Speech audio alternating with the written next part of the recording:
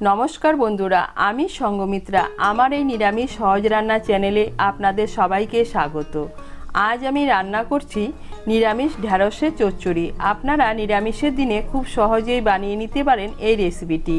আপনাদের যদি এই রেসিপিটি ভালো লাগে তাহলে লাইক এবং শেয়ার করবেন, আর রেসিপিটি কেমন হয়েছে কমেন্ট করে জানাবেন। আরও নতুন নতুন নিরামিষ রেসিপি পাওয়ার জন্য চ্যানেলটিকে অবশ্যই সাবস্ক্রাইব করবেন।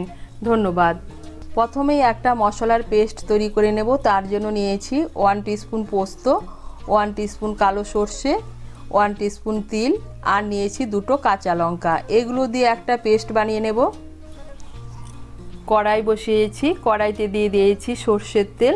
তেলটাও গরম হয়ে গিয়েছে। এর মধ্যে প্রথমেই আমি ঢ্যাঁড়স বা ভেন্ডিগুলোকে ভেজে নেব। এখানে আমি 250 গ্রাম ঢ্যাঁড়স নিয়েছি। এখন এর মধ্যে দিয়ে দিচ্ছি সামান্য একটু হলুদ গুঁড়ো মিশিয়ে নিয়ে ঢ্যাঁড়সগুলোকে ভেজে নেব।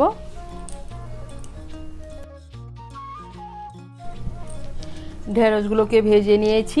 এখন আমি ঢ্যাঁড়সগুলোকে তুলে নিচ্ছি। কড়াইতে দিয়ে দিচ্ছি আর অল্প সর্ষের তেল। এখন এর মধ্যে দিয়ে দিচ্ছি 1/2 টিস্পুন কালো জিরে, আর দিয়ে দিচ্ছি একটা কাঁচা লঙ্কা। ফোড়নটা দিয়ে একটু নাড়াচাড়া করে নিয়ে এর মধ্যে দিয়ে দিচ্ছি ভেজে রাখা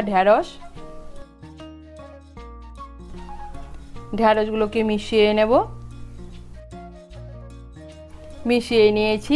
এখন এর মধ্যে দিয়ে দিচ্ছি 1/4 টিস্পুন হলুদ গুঁড়ো, 1/2 টিস্পুন লঙ্কা গুঁড়ো। ঝালটা আপনারা আপনাদের স্বাদ মতো দেবেন। মিশিয়ে নেব।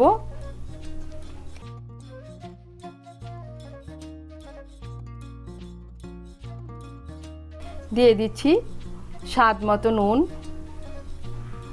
নুনটাকেও মিশিয়ে নেব।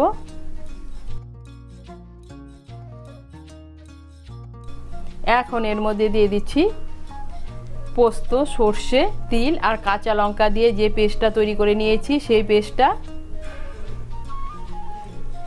মিশিয়ে নেব। মিশিয়ে নিয়ে একটু নাড়াচাড়া করে নেব।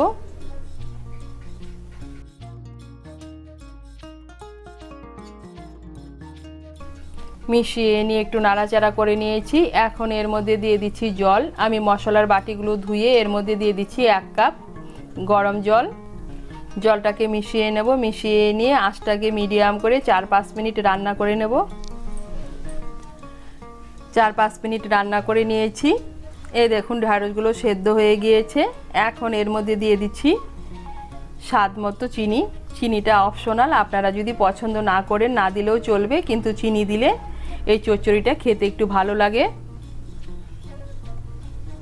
দিয়ে দিচ্ছি চিড়ে রাখা 2টো কাঁচা লঙ্কা। মিশিয়ে নেব। মিশিয়ে নিয়েছি। এখন এর মধ্যে দিয়ে দিচ্ছি 1 চামচ কাঁচা সর্ষের তেল।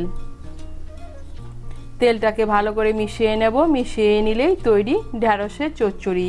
আপনারা নিরামিষের দিনে এভাবে ঢ্যাঁড়সের চচ্চড়ি বানিয়ে খেয়ে দেখবেন, খেতে কিন্তু অসাধারণ লাগে। তৈরি হয়ে গেল নিরামিষ ঢ্যাঁড়সের চচ্চড়ি।